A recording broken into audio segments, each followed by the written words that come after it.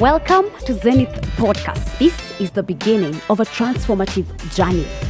Zenith Podcast is a community of people that are ready to rise in their highest financial potentials, individuals that are tired of surviving, that are tired of guesswork and are willing to choose clarity, discipline, and intentional financial freedom. And so we believe that to attain financial wellness or financial freedom, we must first of all master finances.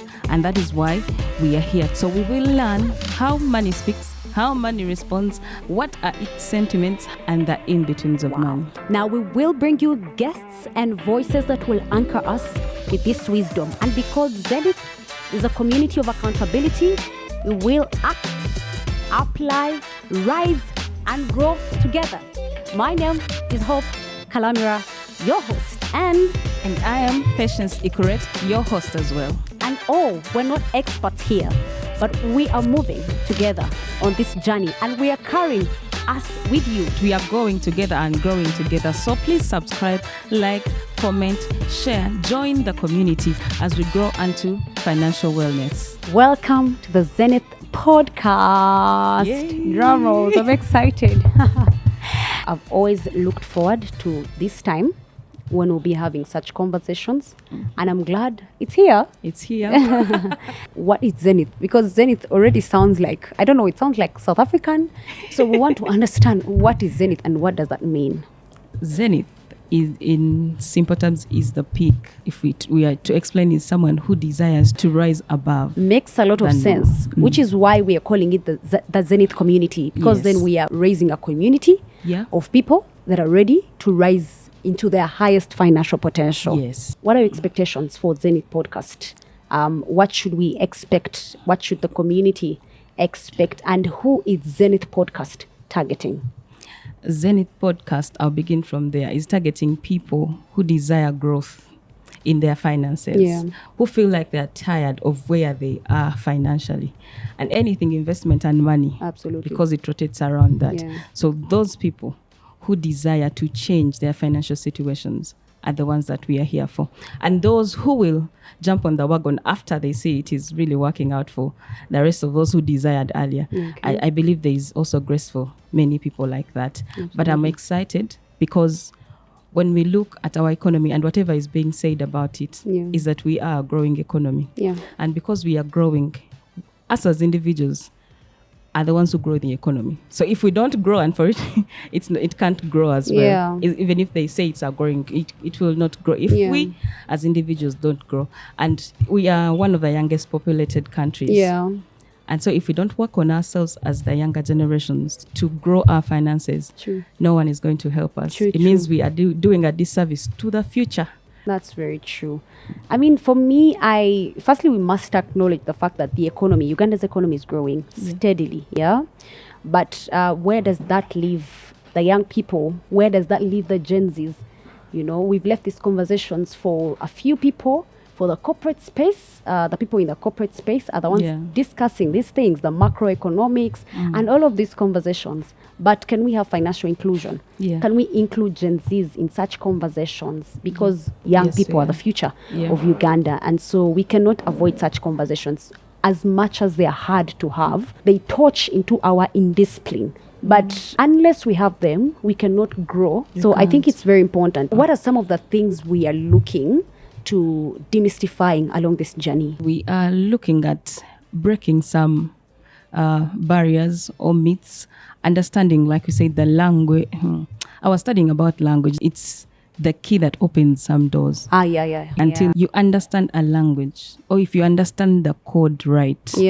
Actually, the word is the code. Yes. You're able to crack.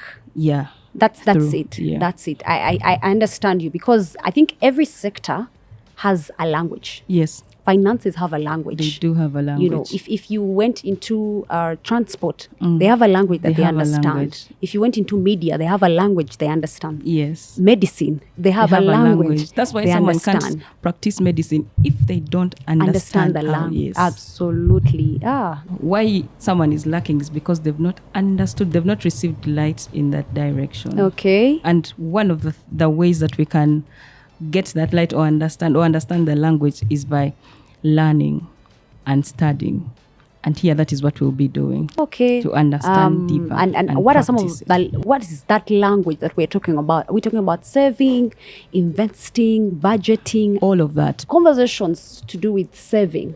Yeah. How much are we saving? From where are we starting from to manage our finances, to be disciplined when it comes to financial literacy, financial management? Finance has patterns, it has principles, and all of that. If not followed, because patterns can't be broken, no principles. Yeah.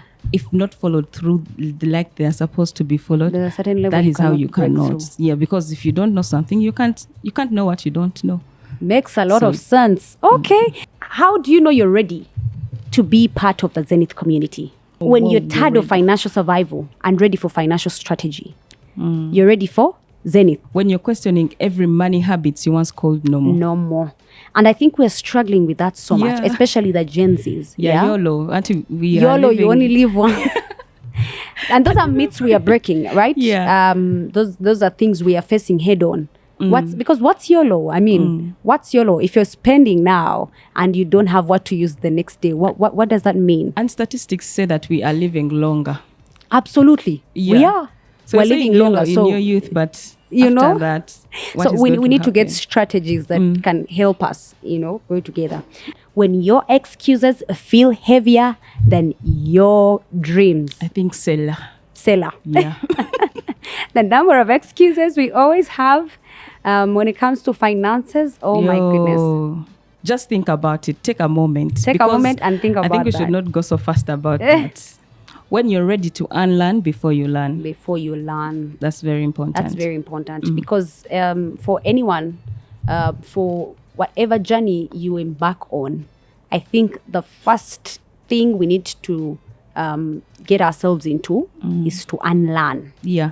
And be willing to learn. You get? As an individual, personally, I'm learning to unlearn. I'm ready to unlearn. Yes. To relearn. Yes. And to grow along this journey. Most important. Because I believe there are areas when it comes to finances that I'm struggling with. Yeah. And that is the place that nurtures growth. If you know that you don't know, now you're ready to learn. So it's important to firstly unlearn, acknowledge that you're not doing well in a particular area, and then be willing to learn. And then the other thing, how you know your Zenith, is when comfort no longer satisfies you.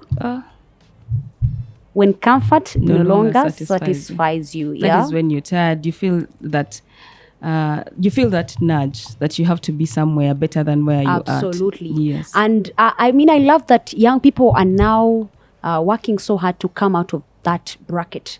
Because before, it was, after all, I'm earning a salary, of about 700,000. I'm good to go, but a time comes and you realize that is nothing compared to what you're supposed to be getting, or compared to where you're supposed to be, and you realize that someone gets to about 30 years and they're still earning the same paycheck, which is wrong. But they're not changing habits. Absolutely. No behaviors. So whenever you realize that comfort no longer satisfies you, you know that you have started on the journey. Well, that is good. You stop postponing discipline. That one I'll hits do it hard. Late. I'll serve when I get a lot of money. Absolutely. I was talking to one of the experts in finances. And he said the problem or the challenge that Ugandans have is they tend to save after they have spent, That's a disease. I think we should give it a name. Because we need to diagnose it. Because you cannot save after you have spent, which is what most of us do. Because after you have spent, you will have nothing left to save. So just like you get a salary and say, okay, I'm going to have to remove 10% tithe. The next thing should be saving before spending into other things. Okay, the other is your vision grows louder than your limitation. Your vision grows louder than your limitation. That's very powerful. That's powerful. You're thinking of, okay, when we were growing up, they used to ask us, what do you want to be in future? And most of us would say whatever we wanted, not even thinking, without counting the cost of that. And you're like, I want to be a lawyer. I want to be a teacher. And why? And somehow why people don't even achieve that is because they reach a point and they look at it as hard. Yeah. And the greatest thing that finances is all money. Lack of it is what causes many dreams to go to waste, because people have dreams and ambitions, but what they don't have to reach to that place or attain whatever glory they have to in whatever they want to achieve is that bit of finances that you don't have. You look at someone and you want to help them, but you can't help them because you don't have even enough for you. You barely are surviving. Absolutely. So you can't also help another person. You have the desire to help, but you're not able. You don't have the capacity. You desire to build a big business, but you don't have the capacity. We know that those things don't start from up there. They begin from down here. So that is what we want to also do. The other is when you desire freedom more than approval. My God, I don't know how much we can emphasize that. We all understand and we all can agree how much freedom or liberating it is to be financially stable.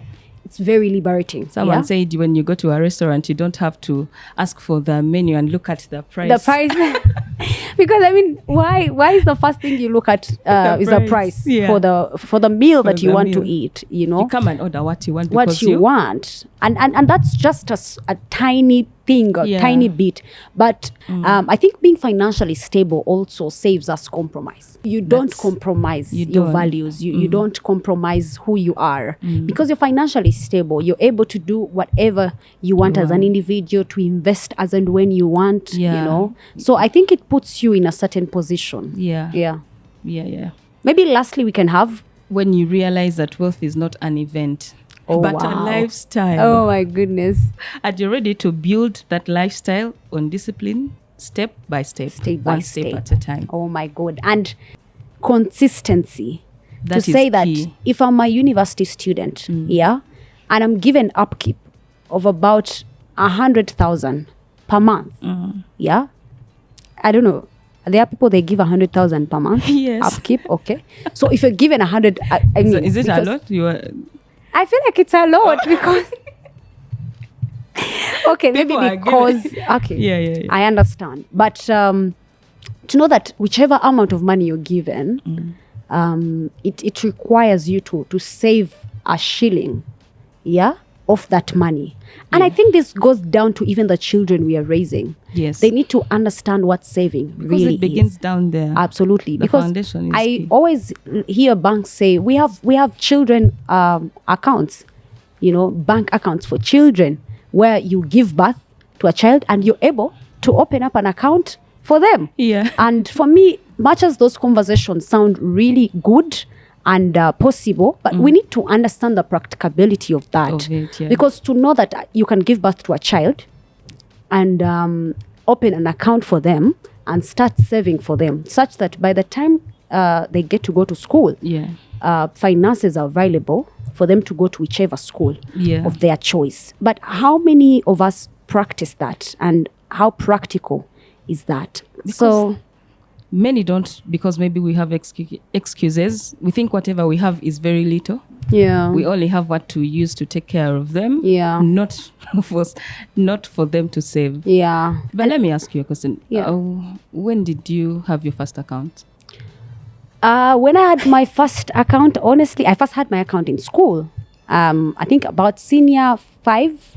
I think when I was in school, and then one of the banks came around to help us open bank accounts. That's when I had my first account. But even then, I don't know how long it took me to have money on that bank. Do you still have it? Yeah, I do, but I do. But it's active now. Oh, yeah, but now because then, you have started. Because now I started. But then I don't know how long it took me to have money on that bank account, but just a feeling of I have a bank account and alone. You can say, hey, I have an account. Absolutely. But what's on the bank account, I think, is the question. Yeah.